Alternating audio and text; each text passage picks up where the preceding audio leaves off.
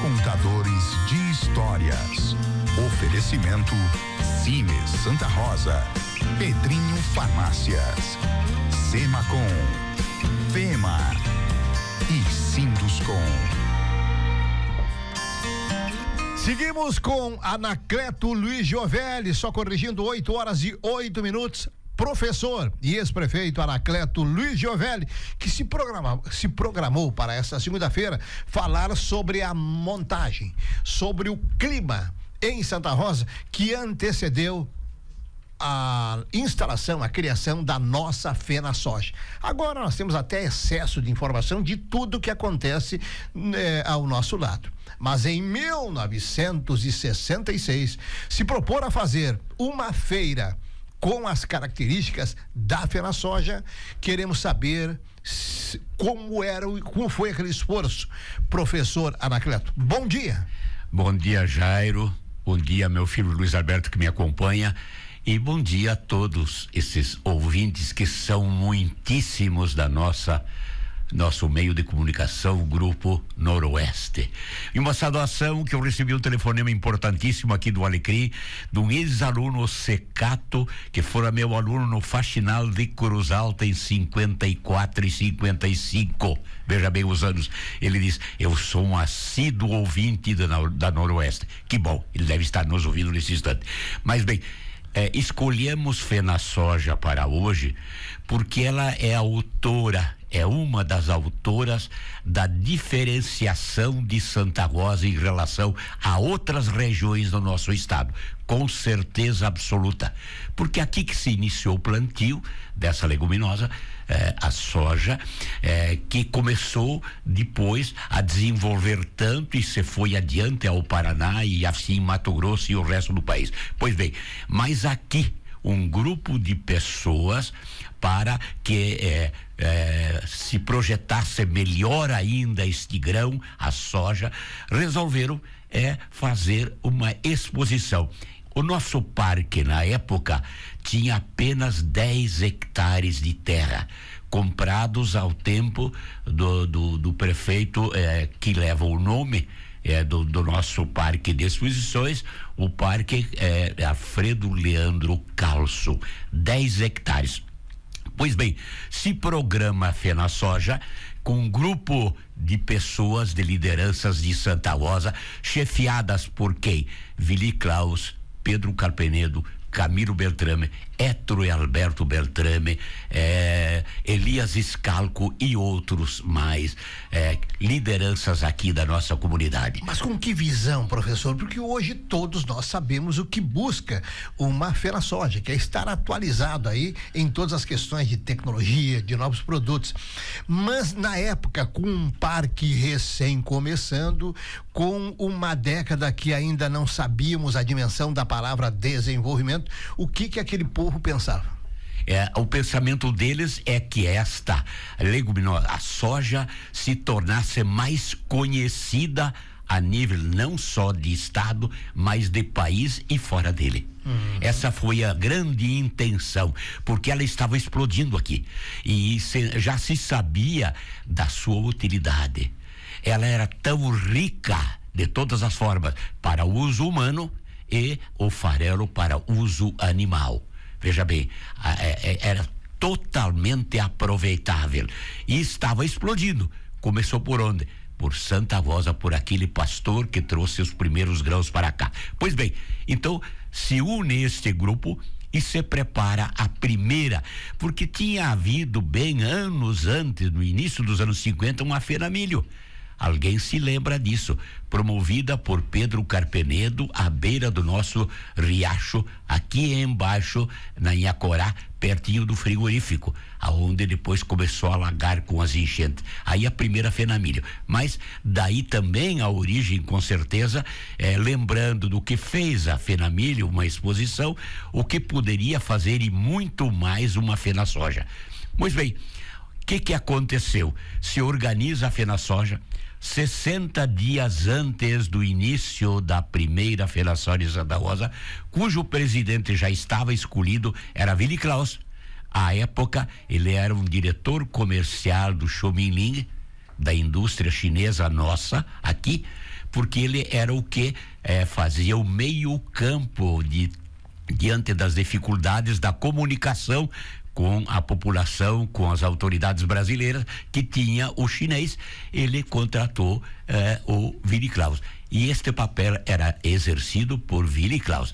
E o Willy Claus, então, foi escolhido para ser o primeiro presidente da primeira FenaSoja.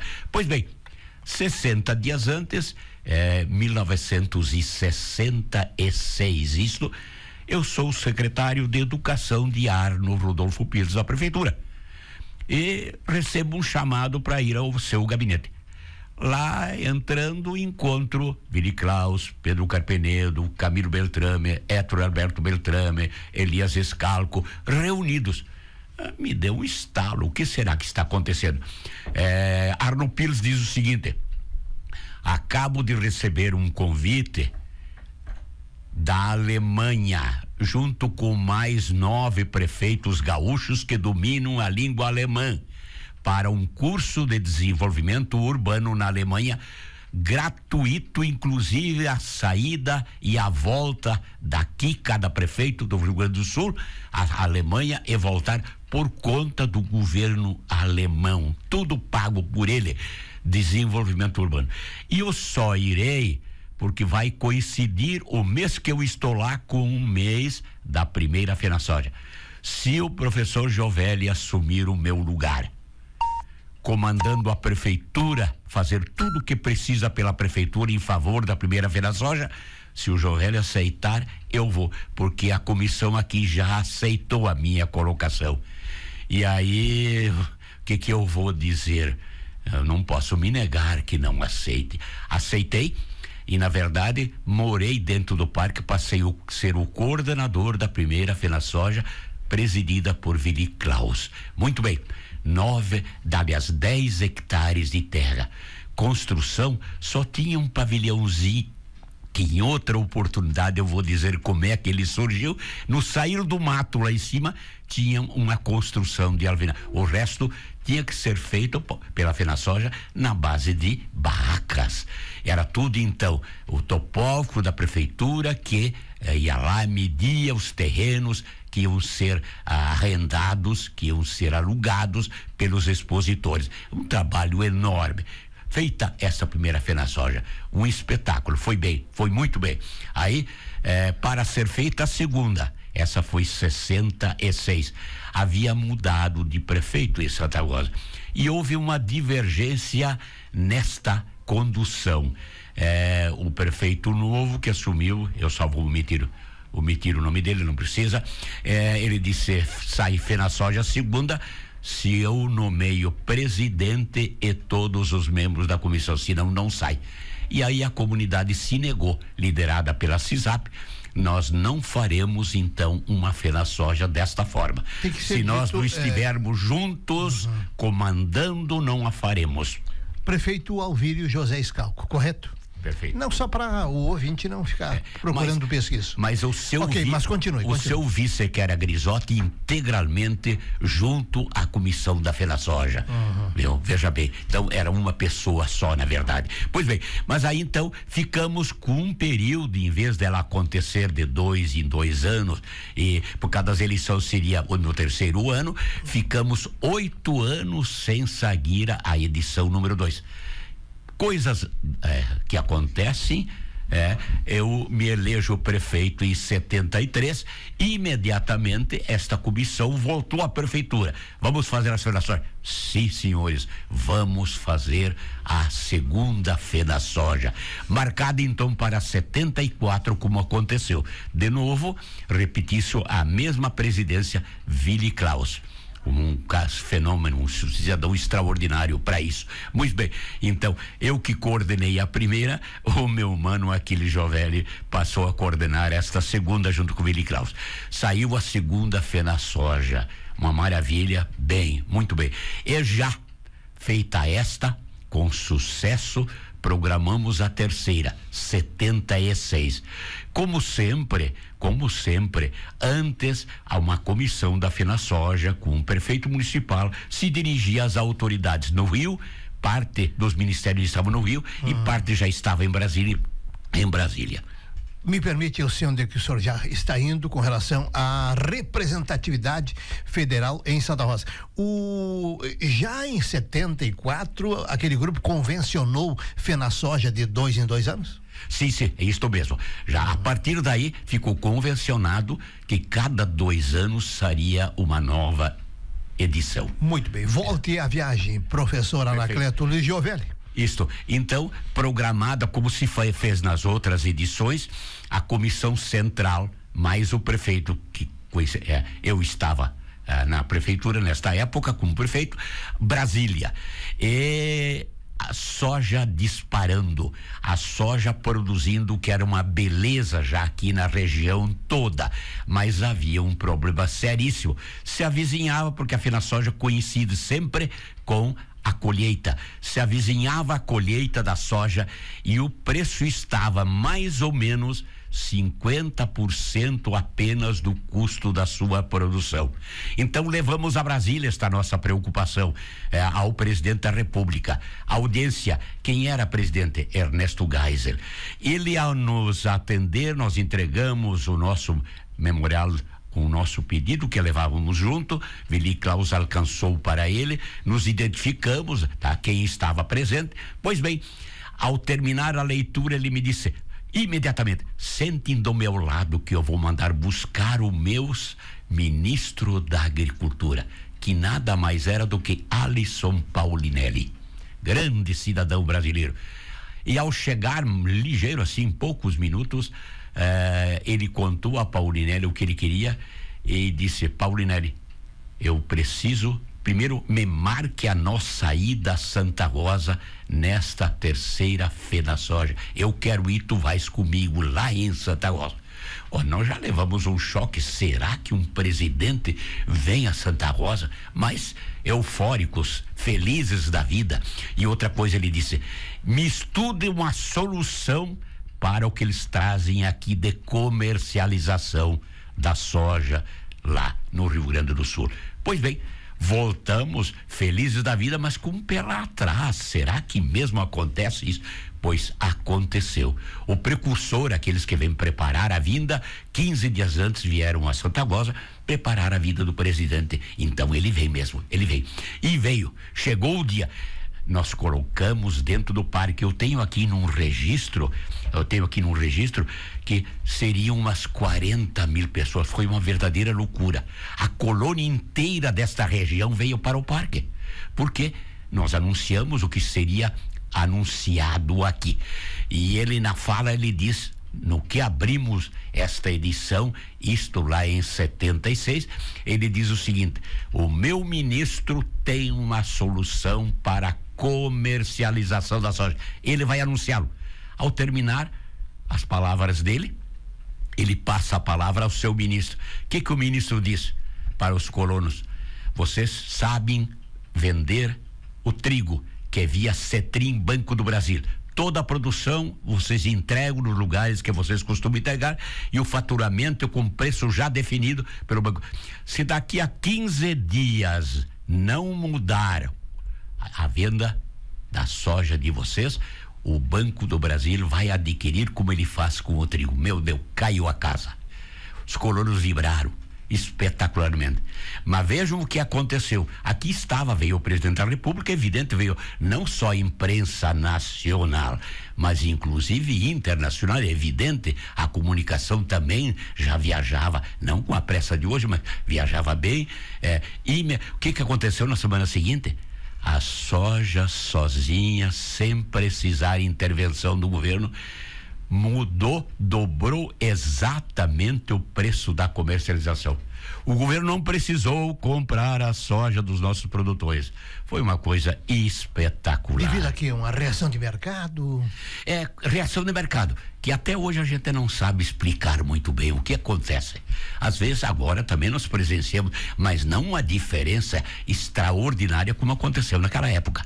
Pois bem, aí terminado este ato, o que aconteceu? Nós programamos aí do lado, numa terra que era do finado Gassen, do lado, nós tínhamos uma plantação de soja feita por ele, já programada pelo Gassen, para no dia do presidente, ele mesmo bater o sino para dar o início nacional da colheita da soja. Conseguimos o sino, tá aqui, eu tenho uma fotografia, o sino da aviação férrea. Vira, mostra para essa câmera aqui, professor, preto e branco, mas dá para visualizar. Presidente Ernesto Geisel. E aí, tocando o sino, ou seja, oficialmente aberta a colheita da soja de 76. Quando bateu o sino, as 6 colheitadeiras que estavam à venda nesta região aqui, umas fabricadas aqui, outras vindas de fora, deram início à colheita nacional da soja. Que coisa fantástica, que ato para Santa Rosa, minha gente, em termos de promoção de Santa Rosa. E essa então foi a nossa edição de número 3. Então aí, nesta edição, já era presidente o Eugênio Pires. O Willy Claus fora presidente nas 2 primeiras edições e na terceira era Eugênio Pires, da transportadora Pires. Quem coordenou a terceira, lhe ocorre na cabeça? O senhor foi a primeira, o Aquiles Giovelli a segunda, a terceira coordenação ficou a cargo de quem? Eu acho que até o próprio Aquiles ainda ajudou na terceira. O próprio Aquiles. Bom, só para fazer provocar uma reflexão do ouvinte. Depois de Ernesto Geisel em 76, para arredondar também, nós só na década de 80 voltamos a ter um presidente na FenaSoja, João Batista Figueiredo. Perfeitamente. Vamos lá, quantos anos foram? Não me lembro. Mas depois de João Batista Figueiredo, Santa Rosa ficou mais de 40 anos sem a presença de um presidente. De um presidente da República. Aí Exatamente. Veio Jair Bolsonaro, presidente, agora recentemente na penúltima feira. Perfeito. Para que essa colocação? Para a gente entender como era difícil na época, né? Perfeitamente. Se trazer uma autoridade máxima para uma cidade tão distante do centro do poder político. Num extremo, digamos, do país e do Rio Grande do Sul aqui, mas um outro fato importante, veja, na época, quem se lembra, e muitos anos depois, eu não sei se ainda existe em Porto Alegre, um restaurante chinês, o restaurante Pagoda. Sabe o que aconteceu na primeira e na segunda edição?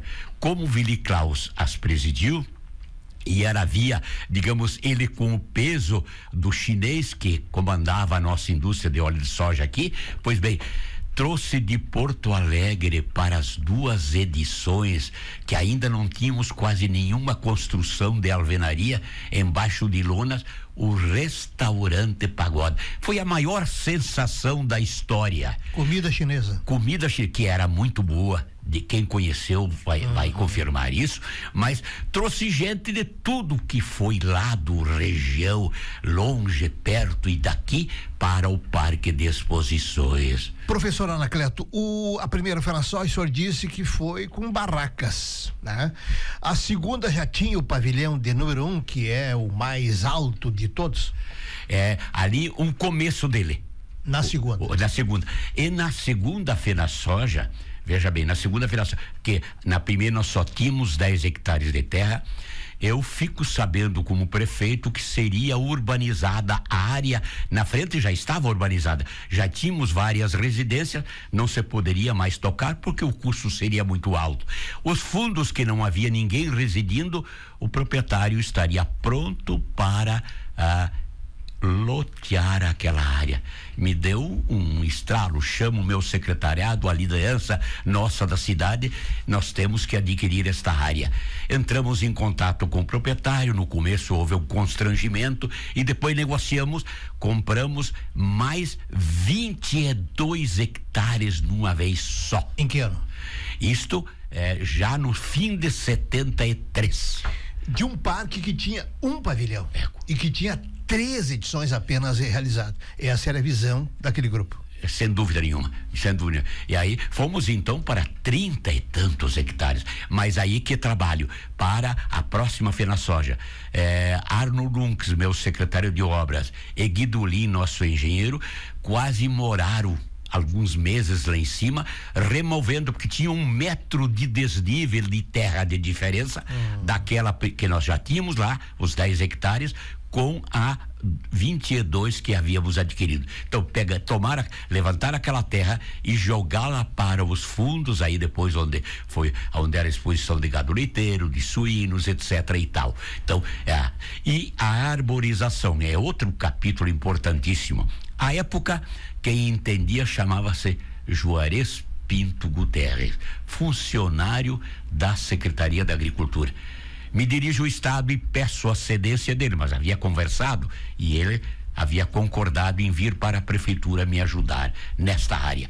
E a Secretaria de Estado o cedeu, nós lhe damos uma gratificação na Prefeitura e ele que urbanizou ele que plantou com árvores todo este parque. Ele buscou, na época, mudas até na Argentina. Até na Argentina, que não encontrava, que chega por aqui. Venâncio Aires, eu lembro Mas bem. Mas era área desmatada, né? É aquela área que agora é o estacionamento maior. Por isso que elas estão plantadas em linha reta, porque aquilo tudo foi. Antes tivemos que aplainar aquele chão, e não tinha árvore mais nenhuma. Então, o nosso parque. Hoje ele tem mais de 40 hectares de terra, uma área fantástica que nos diferencia e que faz o que nós fazemos cada vez numa edição. Hoje, hortigranjeiros, Indomóveis, é feito tudo lá porque é um espaço extraordinário com aquelas construções, aquelas edificações feitas lá. Cada presidente em cada edição faz uma parte, a sua parte, com esse voluntariado que é o exemplo de Santa Rosa. Nós estamos fechando o tempo. Professor, se tiver um nome, cite, se não tem problema. Quem é que cunhou esse nome FenaSoja? Fora o grupo Via Olvebra com Pedro Carpenedo e Willy Klaus. Mas não teve alguém lá que disse que eu não essa-feira vai ser na verdade, FenaSoja. Individualmente nem eu saberia responder. Okay. Mas surgiu deste grupo a Olvebra que recebia este grão para industrializá-lo, não é? Viu? E este pessoal, Pedro Carpenedo, que usava o farelo de soja para o trato de suínos, que era matéria-prima para o frigorífico, né? E o Willy Klaus lá dentro da Olvebra, que conhecia bem este processo. Surgiu por aí. Bom, o Xin Min Ling foi embora muito cedo, porque ouvindo o senhor aí agora nesse episódio, a Olvebra para a soja correspondeu ao que foi o frigorífico Prenda hoje ali bem para a suinocultura. Sem dúvida nenhuma. Então veja a importância daquela fábrica. Imagine num período em que a soja ainda não era tão conhecida, não tinha tanta projeção, não tinha projeção de mercado. Isso. E o chinês, carinhosamente chamando ele de chinês, veio para cá e apostou na transformação de um grão que estava começando. Interessante. Uma coisa fantástica. Professor Anacleto Giovelli, muito obrigado. Até a próxima segunda-feira. Tá bom? Muito obrigado. Estaremos aí, se Deus quiser, e falaremos exatamente sobre o Prenda, uma indústria que também fez parte da diferença de Santa Rosa.